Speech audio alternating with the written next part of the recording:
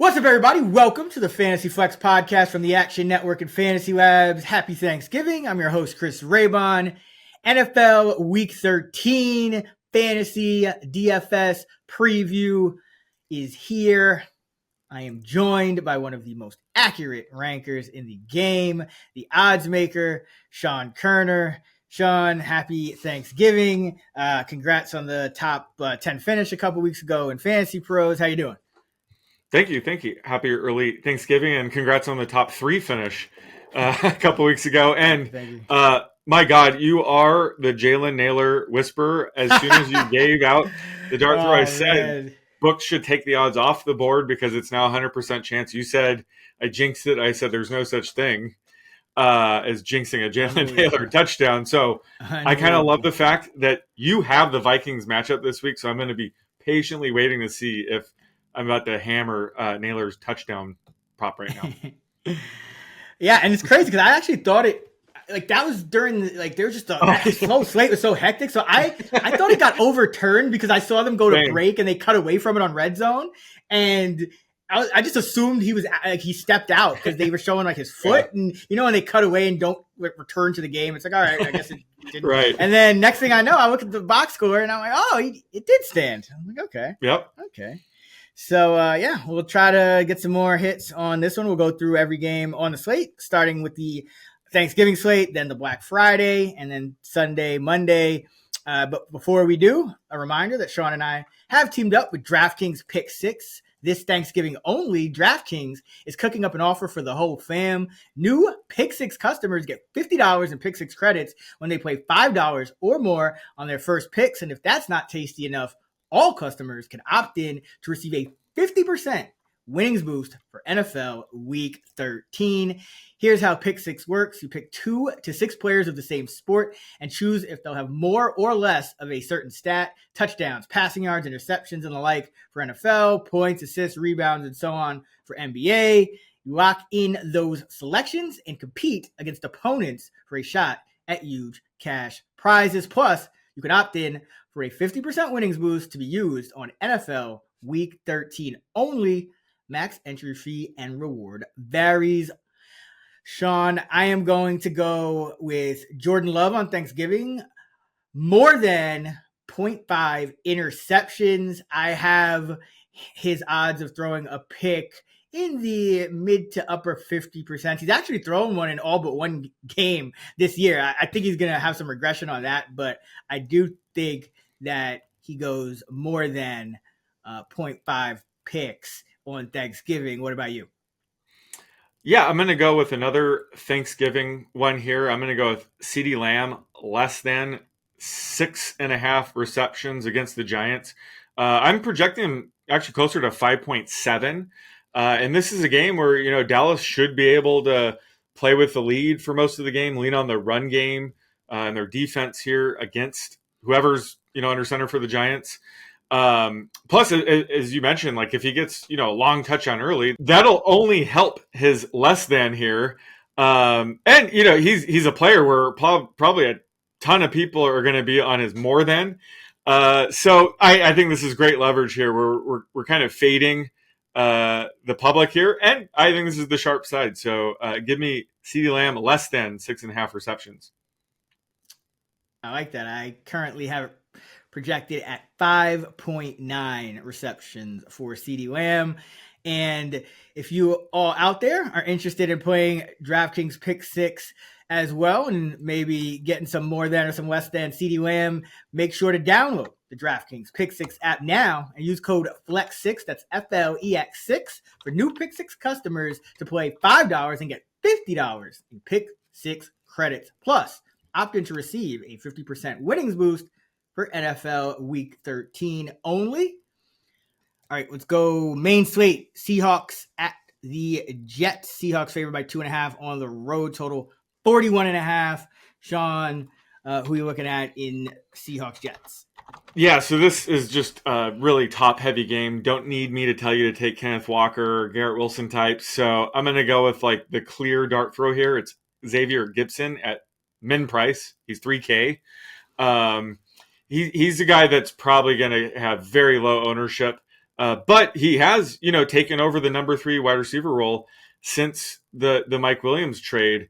And we saw Malachi Corley, fumbled the ball at the end zone. He had that pre-touchdown celebration. So he's kind of been in the doghouse since then. So it's been all Gibson. And it's tough for Gibson to really draw targets with, Breece Hall, Devontae Adams, Garrett Wilson dominating targets. But this Jets team is swirling down the drain right now. They're already talking about, possibly benching Rodgers. So anything can happen here. This is a very volatile situation. And have to remember, Gibson's their return man. He had that amazing walk-off return touchdown in week 1 last year. So he has that upside here. They haven't given him any design rush attempts last year, but he had a handful last year, including a rushing touchdown. So I think he has some sneaky upside here at 3K. Not a guy I would have a ton of exposure to, but if you do attack this game, he would be like the clear dart throw to me. Yeah, he's playing over Corley, the rookie. So that's a positive. I thought maybe Corley at some point would jump him, but maybe it was that drop touchdown in the Houston game that's got him in the 4th spot. All right, next up we got the Steelers-Bengals. In Cincinnati, the Bengals are 3-point favorites. I believe this is a luck ranking game in favor of the Bengals in our luck rankings.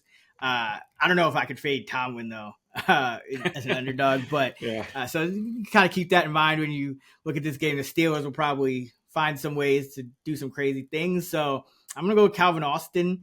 He is 3,300. A quarter of his targets have been deep, and he kind of is forgotten, buried with all these bad quarterbacks for the Steelers. But now that he has a quarterback in Russell Wilson who could throw the deep ball, he scored twice in his last 4 games.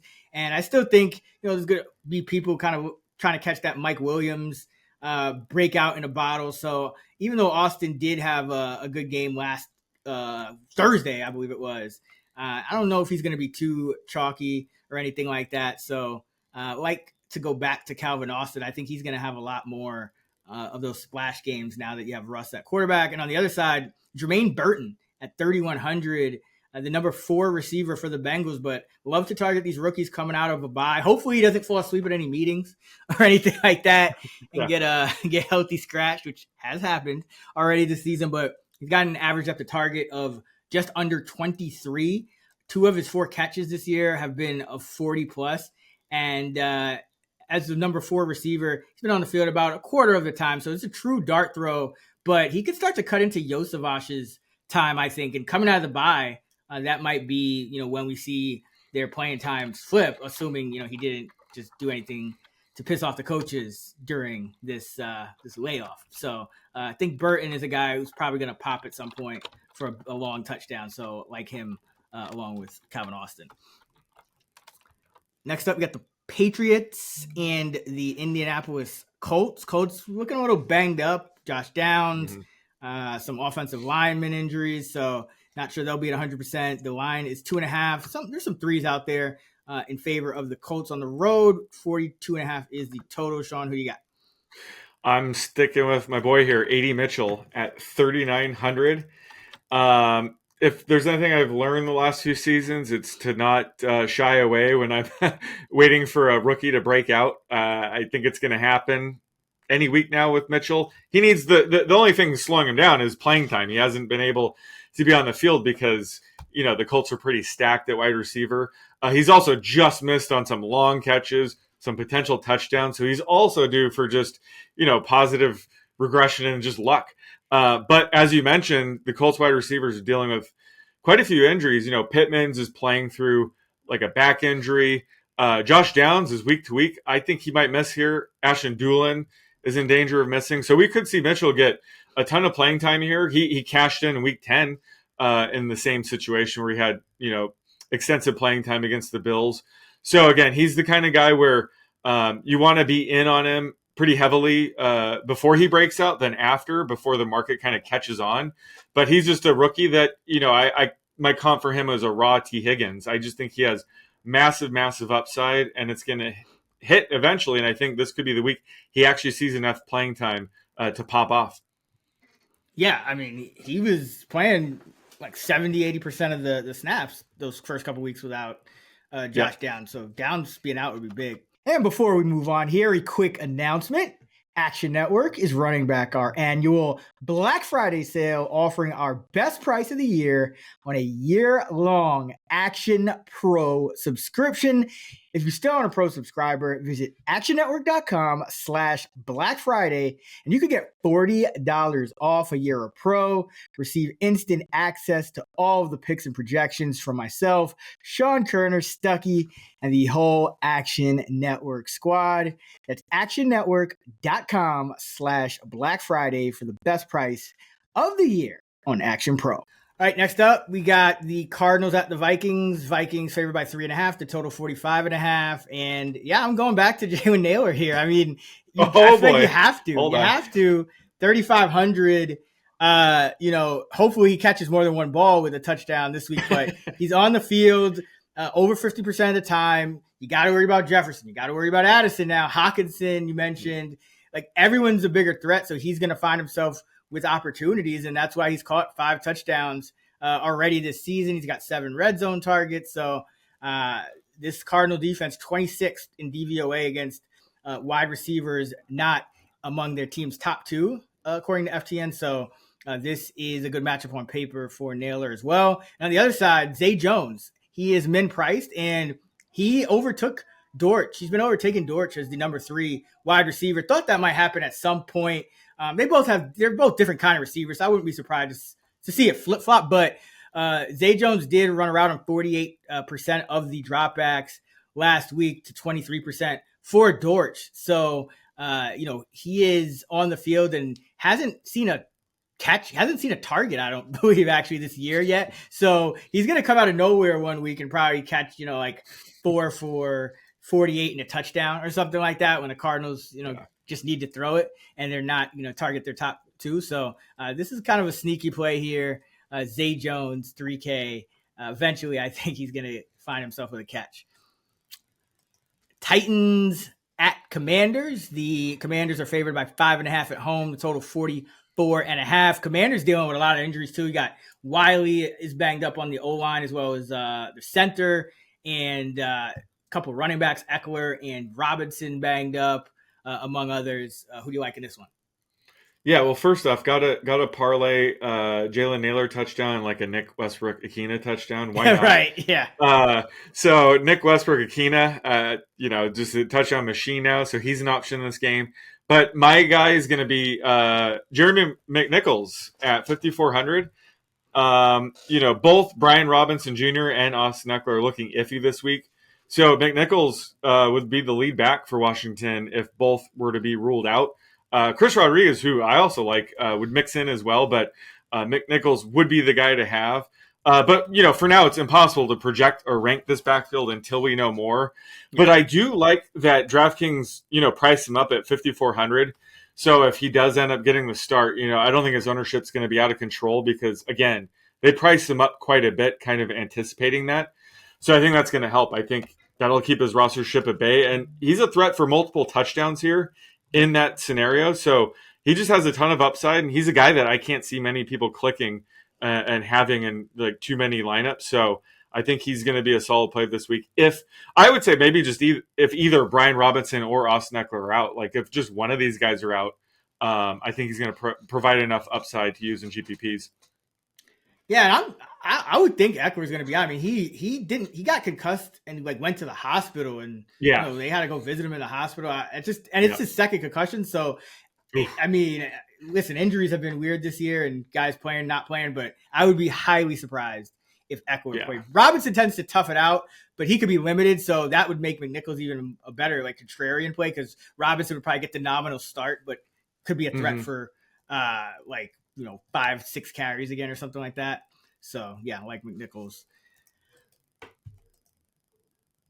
Houston at Jacksonville. Next up, the Jags are 5-point dogs at home. The total is 43.5. Waiting to see if Trevor Lawrence is for sure going to go. He did return to practice on Monday, but Coach Peterson says he's going to wait till later in the week to determine his status. You never know what that means, but it's his non-throwing shoulder, so kind of optimistic that he may be back. And regardless, going with Parker Washington on the Jags. He is 3,900. Gabe Davis is on IR joining Christian Kirk. So Parker Washington's essentially going to be the number 2 wide receiver behind Brian Thomas Jr., who is obviously, the more sexy play. And then you got Evan Ingram as well. So probably no higher than number 3 in the target pecking order. But Washington has shown some juice. He had a return for a touchdown earlier this year. He's had a couple of decent games when he's gotten high volume in the past for this Jaguar team. So like him, kind of off a bye, out of sight, out of mind. I think he might, be sneaky here. And then on the Texan side, got to keep going to Dalton Schultz. Like I just feel like at some point he's going to get in the end zone and combine like yards with touchdowns. Last week it was Stover that got a touchdown, I believe, instead of Schultz. But this Jags team, number 32, dead last in DVOA against tight ends. Dalton Schultz still getting, the majority of the snaps at tight end, over 70% route rate each and every week. So at some point, I think he's going to have a big game here, and everyone's going to be more focused on Nico, of course, and then Tank Dell. So I don't think Dalton Schultz will get too much love on this slate. Chargers, Falcons in Atlanta. The Falcons are 1.5 point underdogs. Chargers coming off that Monday night loss to the Ravens. The total's 47.5. J.K. Dobbins iffy for this one. Sean, who do you like? Yeah, I got the Chargers game, so I just went straight to my guy, put Will Disley in the outline, right. Rolling with him here. He's only 4K, which is way too cheap. I've been riding the Will Disley train the past couple weeks, and before I took the over on his receptions prop against the Ravens, his under was actually one of the top 2 most bet props for Monday Night Football. Yeah, right? I think it's just I think it's clear the public just isn't buying whoever the hell this Will Disley is. Like, they're not buying it. 40, I think it was like 40.5. That's a pretty high prop for a tight end. So people just thought like, yeah, he had one good game, but I'm, fading this guy. So I just think the public's not really buying it. And really, if you look at the underlying usage, I don't see him slowing down. If anything, after that game, they're going to notice on the film, Herbert himself included, that he should have been targeting Disley even more. So love his upside here against the Falcons. Again, he's way too cheap at 4K. I don't think his ownership will be too high. I just think he's just a high floor, decently high ceiling option right now. Yeah, I mean, that game in Cincinnati had 4 for 80 and a touchdown. So he's been, 4 catches or more in 5 of the last 6 games, and 5 catches or more in 3 of his last 6. So he's putting up some pretty decent volume. Has a couple of games over 80 already this season. So yeah, like him. He's one of those guys like it's like Jonnu and Will Disley, these veteran guys, just Zach Ertz just popping up at tight end. We thought it was going to be a wasteland, and all of a sudden we have like a Hunter Henry too. Yeah, it's a plethora of options. Yeah. Tampa Bay at Carolina. The Panthers are 6-point home underdogs, a total of 46.5. On the Carolina side, I'm going to go with David Moore at wide receiver. He had a 6 for 81 and a touchdown on 10 target game last week. And I do think Jalen Coker will probably be back. And that will kind of, push people off more because you got Leggett, the rookie. You got Thielen back, who's, a known kind of quantity. David Moore is just like a journeyman who kind of follows Canales wherever he goes more often than not. And so it doesn't surprise me that Moore is pretty productive. I actually had him ranked pretty high last week. I think he was close to my top 50 at wide receiver because, once they ruled Coker out, it was going to be Moore. But this week, I think he'll still get probably 50-ish% or more of the snaps in what will be a 4-man wide receiver rotation. And I just think he's the sneakiest bet. But he has that 10 target, kind of touchdown upside, and Bryce Young playing a lot better for the Carolina Panthers. And again, Moore knows this Canales offense, is with him in Tampa Bay. So like him as a sneaky dart throw. And on the Tampa Bay side, Jalen McMillan, 3,700, 69% route rate last week. Didn't really do anything with it. He's another rookie that I think at some point is going to have a blow up game, 3rd rounder out of Washington. He's had a couple of games with 7, 8 targets, just hasn't really the production hasn't been there. But you look at all these, they're playing 6 receivers are the Bucs, but most of them are kind of priced around the same, except obviously Mike Evans. But McMillan's one of the ones that's actually getting like decent playing time, 69% route rate. Miller and Jarrett and Trey Palmer, those guys are all below 40%. So I think McMillan is a sneaky bet. Baker Mayfield's been playing really well too, so maybe stack those two for a little bit of a contrarian look there. Let's go Rams at Saints. Rams 3-point favorites on the road. Total 48.5. Sean, who do you like? Rams Saints. I'm going to go with Foster Moreau at 3K. Taysom Hill and MVS are the no-brainer high upside plays here for the Saints. Certainly use them in GPPs. But I think Moreau could be sneaky here because his usage has been really solid and even trending up. Even with all three tight ends being healthy right now, he led the group with a 73% routes run rate in their last game with a 3-catch 50-yard game. And I just think it's just due to all the injuries they have at wide receiver. Obviously, MVS has stepped up, but they've really pivoted to just leaning on their three tight ends. I guess one of them is a hybrid tight end and Taysom Hill, but they've just been leaning on their three tight ends. So I think, taking a flyer on Moreau at this price in some spots makes a ton of sense. And he's a nice leverage play against Taysom Hill and MVS teams, because if he goes off, it could be at the expense of those two guys. And I think those two guys will be fairly highly owned in GPP. So I think Moreau's kind of sneaky at 3K here. Yeah, he gets a lot of playing time because the Saints have no choice but to play all these tight ends because they just ran out of receivers. They made Tipton inactive last week, 2 weeks ago in the last game, and he had been their number one receiver for a bit because they were just down bad. So I wouldn't be surprised. I mean, they just set records for like amount of tight end snaps in one game. Like Taysom Hill and Moreau, they got Dallin Holker. I mean, even Dallin Holker mixed in. Yeah, that's incredible. 193% route run total. Right. Yeah. Yeah. Pushing 200 is crazy for tight ends. Like 2 tight ends per pass play, essentially. What do we got next? Oh, Philly at Baltimore. This one should be a good one. Ravens favored by a field goal, total up at 51. I'm going to go with Isaiah Likely to bounce back from the goose egg, 3,700.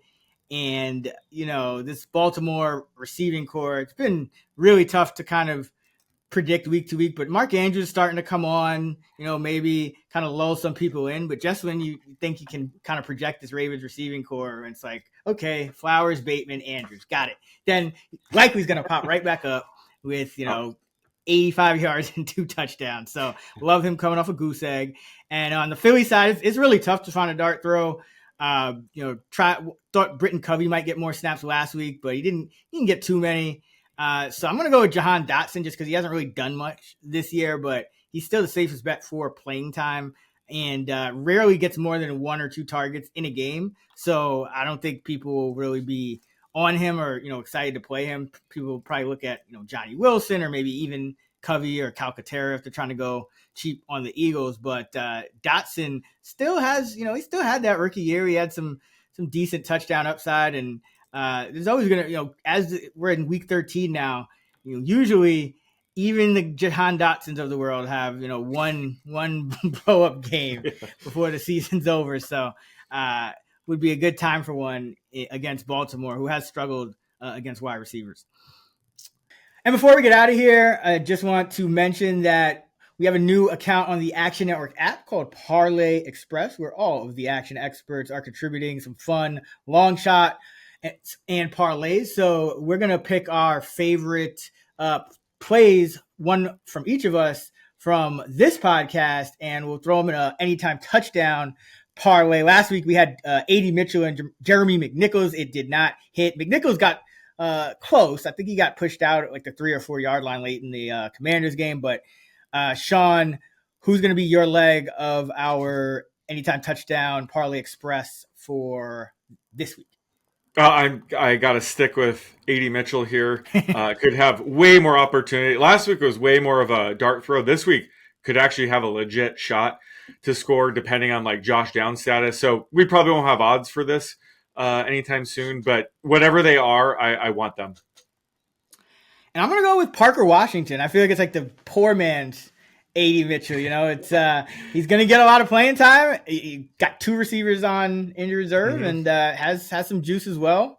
Can return some kicks. So like this one, 80 Mitchell, Parker Washington. Be sure to follow the Parlay Express handle in the Action Network app to see the odds for this parlay, as well as all the others that Sean, myself, and the rest of the Action experts are on. That's going to do it for our NFL Week 13 fantasy football and DFS preview. Make sure to subscribe to the Fantasy Flex Pod so you don't miss an episode all season long. FantasyLabs.com is where we have all of our fantasy football content and our award-winning rankings and projections, as well as DFS tools and models. Don't forget to use promo code FLEX40 for $40 off. And you can find Sean on X at @the_oddsmaker. I'm at Chris Raybon. We're at those same handles on the free, award-winning Action Network app. Happy Thanksgiving. Let's get this money.